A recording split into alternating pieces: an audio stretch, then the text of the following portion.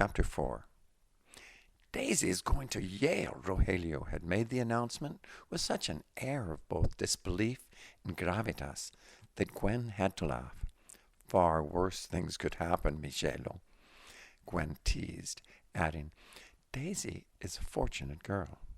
Gwen had heard the story many times of Daisy Cervantes and her high school romance with Rogelio, brought alive so tenderly by the obvious nostalgia he felt for his homeland, country, and the girl he left behind. She knew all about the origami roses he had folded for her on a daily basis, and the real ones that Daisy fed with sugar water to prolong their short lives. She knew all about the hard Scrabble fights Rogelio had been in to defend her honor, and how Daisy had been his admiring cheerleader and stood by his side, beaming when he received trophies for winning basketball championships. They were charming stories of old-fashioned adolescent love, of which Gwen never grew tired. Their lives had been so entwined, in fact, that they both had gone off into colegio together to major in accounting.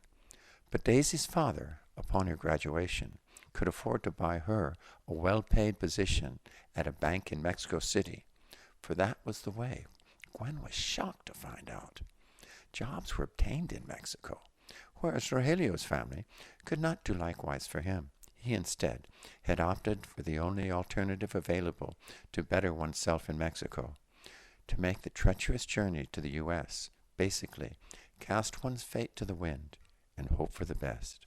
In Rogelio's mind, he would simply go and make enough money and return and marry Daisy. And now Daisy was coming to the U.S. and going to Yale, no less. Gwen imagined she was going to graduate school in economics, or perhaps to earn her MBA. That's quite a coup, Rogelio, Gwen enthused.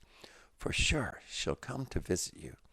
Gwen had visions of their old romance reigniting and some happy fairy tale ending taking place before her very eyes. No, Gwendolina, I'll never see her again, Rogelio answered with grim resignation. Of course you will, silly goose. She'll have a student visa. She'll travel freely. Daisy, unlike Rogelio, who was afraid to leave the greater Los Angeles area for fear of being picked up by the authorities for the slightest offense and facing deportation, would be free to travel across the country. She'd visit for Thanksgiving or spring break, maybe even spend the entire summer. Rogelio just stared at Gwen blankly and finally spoke. Gwendolina, did you not understand what I said? Daisy is going to Yale. And then it dawned on Gwen. It was hard for native Latin speakers to pronounce the J. And Daisy was not going to an elite Ivy League university. She was going to jail. This realization immediately cast an entirely different light on the conversation. Oh, Rogelio, what could she possibly have done? It's not just her. It's the whole accounting department of her bank. She says she's personally innocent and guilty only by association, Rogelio explained. Well then, she'll get off. Her father will get her a good lawyer, Gwen surmised optimistically. It's too late for that, mi amor, Rogelio muttered, shaking his head dismissively. Besides, we don't know the truth. My sister says Daisy has been driving an expensive auto lately and shopping in the Zona Rosa. Well, this was certainly an unexpected and unwelcome development to the ongoing saga between Daisy and Rogelio. The truth was that things had been, according to Rogelio, one-sided between them for some time. Daisy had been unable to withstand their separation and had succumbed to the attention of other suitors, which had, at first, broken Rogelio's heart, but then mutilated into something more akin to bitterness. She could not wait. She could not even wait 1 year for me, Rogelio had lamented cynically. That may be true, Mio, but don't forget, she's begged you not to go to the first.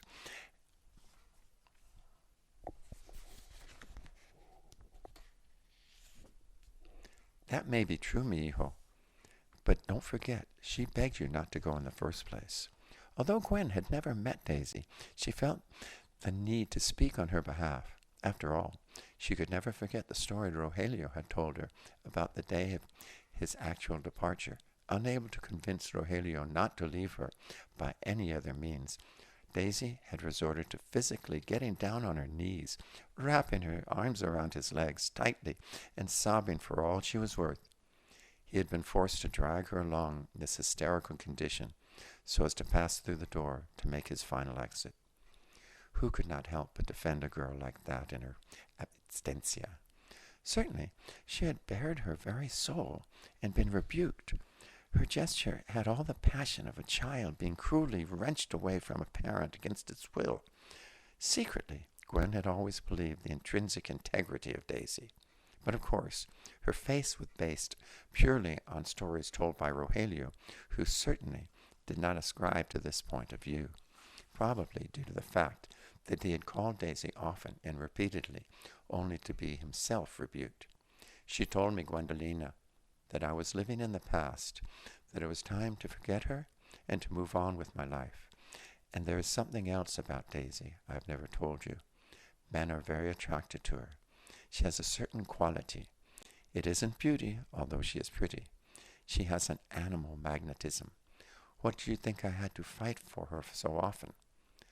Why do you think I risked everything to come to this country? I do not like just to earn money to marry her. I had no choice, Gwendolina. So it was that the irony of all that had at last come full circle. For just as it was possible to buy a job in Mexico, it was also possible to buy one's way out of prison. Nevertheless, prison came at a much higher price, higher even than Daisy's well-to-do father or latest well-heeled suitor could afford. And although it was a vast sum of pesos, it was but a reasonable vast sum in U.S. dollars, and somewhat within Rogelio's ability to pay. It would mean foregoing the payments on a modest property he was purchasing in Mexico, on which he was paying his father and brother to build a house, and thereby helping his own struggling family to survive. While building a nest egg for himself, should he ever return, at least Gwen hoped it would be with the semblance of remorse and humility that Daisy would appeal to Rogelio, as Gwen knew she inevitably would, for the help she so badly needed. Rogelio remained silent and brooding for the next few days, but Gwen sensed acutely, in this case, that the silence waters ran very deep. Without wanting to pry, but concerned for Rogelio's well-being, Gwen asked tentatively, "What did you say?" Knowing exactly what she meant, he replied, "I told her no, Gwendolina." "I see," said Gwen, struggling to maintain neutrality. As if reading her mind, Rogelio added, "No, it's not easy with Daisy in prison. But it has not been easy for me here either. Gwendolina, worse than that, I know what will happen if I pay." "What?" "She will do it again." His voice trailed off. It is well known that foolishness can lead to tragic consequences, but there is also a certain amount of tragedy in being wise.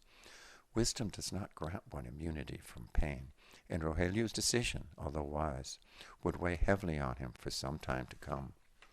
Finally, the day came when he seemed his old mischievous self again, and out of the blue he proclaimed to Gwendolen, "Daisy was right. It's time for me to forget her and stop living in the past. This must be what divorce feels like. By the way, Corazon, you never told me you got divorced." "There are probably lots of things I've never told you, Rogelio," Gwen teased. "I know. It's personal," Rogelio backpedaled. "Don't tell me, mi amor. I'm sorry I asked." But Gwen surprised herself, and she spoke forthrightly to her dear friend. He deserved to know. "I was unfaithful in my marriage, mijo, but it was for the best. As you well know, things in this life are not always what they seem." "Gwendolina, as usual, you have spoken the truth." Rogelio nodded in complete agreement.